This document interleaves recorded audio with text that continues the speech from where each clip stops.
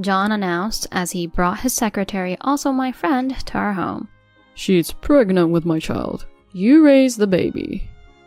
I was dumbfounded, but my husband cheerfully continued talking without any regard for my reaction. "Actually, she's pregnant with my child. Ideally, we'd raise the baby together, but her family is wealthy, especially her father, who's very strict and would never approve of this situation. So, this is where you come in. One more kid isn't a big deal, right?" My husband spoke as if it were the most natural thing in the world, while his mistress looked at me with a triumphant smile. "You know about my family background, don't you, Madison? For the baby's sake, I'm counting on you." "I'm divorcing you. Please raise the baby on your own." As I firmly stated my decision, they both began to laugh. "Then you're fired. Are you okay with being unemployed? You better be careful with what you say next." Leaving those words, my husband left with her. I was more than angry. I was utterly appalled by their childish and thoughtless actions. I began preparing to give them a taste of their own medicine. I am Madison, 29 years old, working in the administrative department. I live in a rented apartment with my husband John, who's 1 year older than me, and our 3-year-old daughter, May. We met in college and were in the same club. Our relationship quickly progressed, and he confessed his feelings, starting our relationship. "After graduating, I'm going to start a business like my dad." He passionately talked about his future dreams back then. Inspired by his dedication and hard work, I resolved to support him. After graduation, with the support of his parents, he successfully started his business. After dating for 3 years, he proposed to me and we got engaged. I got married right after graduating from college and started working as an office worker at my husband's company, leading a busy but happy life. The company gradually grew bigger, but my husband, the president, always seemed busy. He went to work early in the morning and returned home after midnight. Sometimes he even stayed overnight at the company for work. I was worried that he might collapse from overwork. Then one day, unusually, he came home while our daughter was still awake. May, seeing her father's face after a long time, was happily frolicking around. After putting May to bed around 8 p.m., I went to the living room where my husband was sitting with a serious expression, carefully choosing his words to discuss something. "I have a friend's situation I want to discuss. He's got a wife and a kid, but he ended up getting his mistress pregnant. He's really troubled. What would you say to him, Madison?" I think there are circumstances only the parties involved can understand. So I have no say in this. They need to have a serious discussion, don't they? He seemed convinced by my response. "You're right. Having a discussion is important. Thanks, that helped. I have to get up early tomorrow, so I'm heading to bed first." I wondered why he suddenly brought up such a topic. He's so busy, yet he's taking time for a friend's consultation. Well, I might just lecture him saying, "It's your own fault." With these thoughts, I finished the rest of the housework. A week later, I was having lunch at a cafe near the company with Emily, my friend and colleague, who also works as a secretary at my husband's office. Whenever our schedules align, we have lunch together like this. Usually cheerful, she seemed a bit down today. She was talking less and didn't have much appetite, barely touching her food. "Are you okay? You don't seem well." As I expressed my concern, Emily hesitantly began to speak. "Have things been going well with John lately?" Taken aback by the sudden question, I honestly replied, "It's normal as always. John played with May yesterday and even discussed a friend's issue with me. I guess our relationship is good." "That's good. He's busy, but is he sleeping well?" As his secretary, she must be aware of his schedule. Still, something felt off. He's been really busy lately, working from early morning until late at night, but he's managing his sleep and meals well. Why do you ask all of a sudden? At my query, Emily looked uneasy, not her usual confident self. "I want you to see this." She showed me an ultrasound picture. "Are you pregnant?" She nodded slightly. As I looked intently at the photo, she continued. "I've been having an affair with a married man. We were careful, but I never expected this to happen. What should I do?" I remembered John's consultation from the day before. "Did you talk about this with my husband?" "How did you know? Did he say something?" I was shocked that John's friend was actually my childhood friend. I was surprised they were close enough for such a personal consultation and that she, raised by a strict father, had gotten into this situation. John seemed serious about it. Really? I know it's wrong, but I was drawn to him. My parents would never approve. I need to talk to his wife too. I'm sorry for bringing this up suddenly, but I couldn't keep quiet thinking about you and May. What should I do? The mention of my daughter and me brought the worst scenarios to my mind, but without solid proof, I refrained from dwelling on it deeply. You really need to reflect on this. Like I said to John, the people involved need to have a serious talk. As your childhood friend, I have a lot to say to you. Forcing a smile, I looked at Emily, who then confidently said, Talking about it has cleared my mind. I had found the answer with him, but still felt guilty. But since you are kind, I believe you'll accept my feelings. I'm feeling braver now. Well, good luck. Although I said that to her, my mind was swirling with different emotions. That night, as I put my daughter to bed, I kept thinking about my conversation with Emily. I felt terrible for suspecting John of cheating without solid proof. Looking at my daughter's sleeping face, I despised myself for such thoughts. Around midnight, John came home in high spirits. As I went to greet him at the entrance, I saw Emily leaning on him. My heart raced, realizing my suspicions were true. I brought my friend whom I talked about yesterday. We have a long discussion ahead, so let's go to the living room. Ignoring my stunned state, they sat on the living room sofa. Then John began to speak. You know she's pregnant, right? She's pregnant with my child. Emily wore a victorious smile, different from her demeanor earlier in the day. You said it before, right? That people involved have their own circumstances and shouldn't be judged easily. It's important for everyone involved to have a thorough discussion. His serious tone made it clear this was no joke. That's why I brought Emily here right away. So you both came to consult with me and mock me? I spoke sternly and John laughed it off. No, that never happened. When Emily told me what she talked to you about, I was surprised, but it made it easier for her to talk to you. I'm actually grateful to her. We're having a serious conversation. Stop laughing. Just tell me what you want. My frustration with John's attitude was evident. Then he dropped a bombshell. I want you to take care of the baby. You have experience with childcare, and one more kid isn't a big deal, right? Of course, I objected. Why should I take care of the baby? The baby's not mine. Besides, do you even realize what time it is? May's sleeping upstairs, and you're causing a disturbance to our neighbors. Then Emily chimed in. The baby carries John's genes. As his wife, you have a right to raise the baby. Don't throw a tantrum just because you're upset about having your husband taken away. Both John and Emily looked down on me, smugly displaying their affection in front of me. Seeing John like this, I felt my affection towards him cool down. I'll just pack a few things. We haven't finished discussing this.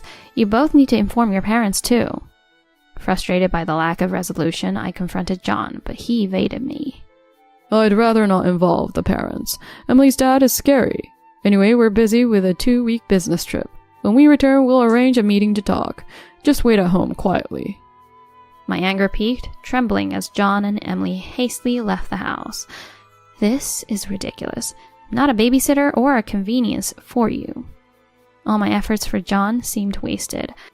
I laughed at his childish and shallow actions and made a resolution. I began packing. The next day, I explained the situation to my boss and requested for leave. I decided to take my daughter and go back to my parents' house. But first, I visited someone who offered their support. This way, we were prepared for the upcoming discussion with John and Emily. Finally, when John returned from his so-called business trip, we agreed to meet again to discuss the future. I left my daughter with my parents and waited at home for their arrival. At around 7 p.m., the doorbell rang, welcoming John and Emily inside. They displayed their affection without paying me any mind. Emily looks cute from any angle. I wish I had met you sooner. Oh, John, from now on, I'll be the one to support you. Disgusted, I sighed and placed a filled-out divorce form on the table, speaking calmly. I want a divorce, John. I'll take custody of May. I'll also be asking for property division from both of you, and you two will be raising the baby yourselves. Are you sure about this? You'll no longer be the wife of a CEO. After my firm statement, John made a foolish comment. That's fine by me. A man who lies about work to cheat and make babies is neither a good husband nor a good father. John then smirked creepily. Then you're fired as of today. What? I couldn't understand how he reached that conclusion from our conversation. You'll be the one in trouble if we divorce. You'll have to support May without any income. Besides, what will happen to Emily's child if we divorce now? At least stay with her for another year, then we'll announce the marriage after getting approval. How heartless can you be? John's right. Don't interfere with our plans. You've always been inferior in family background, looks, and education. Just listen to us. Ignoring their retorts, I continued. About the property division amount? John interrupted me. You're just after money. How disappointing. I've paid you a salary for 7 years. That's your property division, right? You've lived comfortably thanks to me, the CEO. You can take it to court, but I know capable lawyers. You don't stand a chance. Just how far will he go in belittling others? As I grew frustrated, a certain person emerged from the next room. It's been a while since we met at Madison's wedding. We haven't seen each other since I delegated my responsibilities, but I never expected to meet like this. Emily's father, Robert, a CEO of a top contracting company for John's firm, appeared, shocking the couple as their faces paled. About the capable lawyer you mentioned, is that someone I introduced to you? Confronted by him, John was at a loss for words, and Emily, his own daughter, was trembling and looking down. Robert, unfazed, continued. Salary is compensation for labor, not a substitute for property division. It's only right to demand the market rate. Make sure to pay child support for May. Discuss the division of assets properly with Madison. Well, even if you are Emily's father, I don't think it's appropriate for you to interfere in mine and Madison's matters. Madison is asking for money, so I'll consider it, but Emily is pregnant with my child. If you have any humanity, Madison should just give up. Also, she's fired. Robert grabbed John's collar after hearing his full argument. You're the one who's fired. What? Robert's tone suddenly changed, and he shouted, leaving John too shocked to resist. After all Madison has done for you, how dare you do such things? You're not fit to lead the company. Step down immediately. This worthless company has grown only because of her and the staff's efforts. I've supported your company because of Emily, but now you're barely working. Enough with this. I'm sorry, sir. His apology was too late. And you, Emily, a woman who gets involved with a married man isn't fit to raise a child properly. Robert raised his voice and glared at them both. What's the matter with you? That's no way to talk to your own daughter. John, say something. He said horrible things to me. If we're going to be together, you can't just obey everything my father says. Convince him somehow. Emily, seething with anger, confronted John, but he, usually so assertive, was frozen stiff by Robert's presence. This wasn't supposed to happen. John whispered in a faint voice, clearly in turmoil. To the confused pair, I addressed them with a smile on my face. It's really good that I had these 2 weeks of business trip to prepare for this. It all worked out perfectly. Emily glared at me, but I didn't have time to care about her feelings. I asked your father to wait in the next room. In a discussion like this, it's only right that your family should be involved, don't you think? I've been wondering how you were planning to hide your pregnancy while living at home. Madison is right. If she hadn't told the truth, this would have become a terrible family secret. What a ridiculous plan you two came up with. Emily's father sighed deeply. I've heard about Madison from the staff managing your company. 7 years ago, she gave up numerous job offers, despite being top of her class, to work at your nearly bankrupt company and helped turn it around. How could you forget what she did for you and betray her so terribly? Robert, giving John a cold look, continued. I've been supporting your dream by continuing to finance it, but I've decided to cut off any ties with your company now. Please, wait. That's a separate issue, right? If your funding stops, my company will go bankrupt. It will cause trouble for our clients and employees will be left in the dark. Please, reconsider. John, pale and desperate, begged on his knees, but Robert's decision was firm. Don't ever call me your father-in-law. You have nothing to worry about. I intend to take care of all your company's employees, including Madison. They're too valuable to be wasted under a lazy scum like you. I've already informed your father about everything, and he's given his consent. Now you have to start over from scratch on your own. This is too much. Madison, please, don't leave me or the company. We've been through so much together. We can get a divorce, but you can't quit the company. Emily is cute, but the company needs someone as capable as you. John, with bloodshot eyes, pleaded to me, but I just laughed it off. How selfish can you be? After all I've done for you and your betrayal, you seriously think I would stay? I'm getting a divorce and I'm definitely quitting. When I firmly declared my decision, John realized he had no way to argue and became suddenly weak. He completed the divorce papers as he trembled, and we were about to leave, but Emily, not yet giving up, blocked our way. After all the trouble of finding someone my father was about to accept, this is pointless, and if the company collapses, I'll be unemployed too. She approached her father with puppy eyes.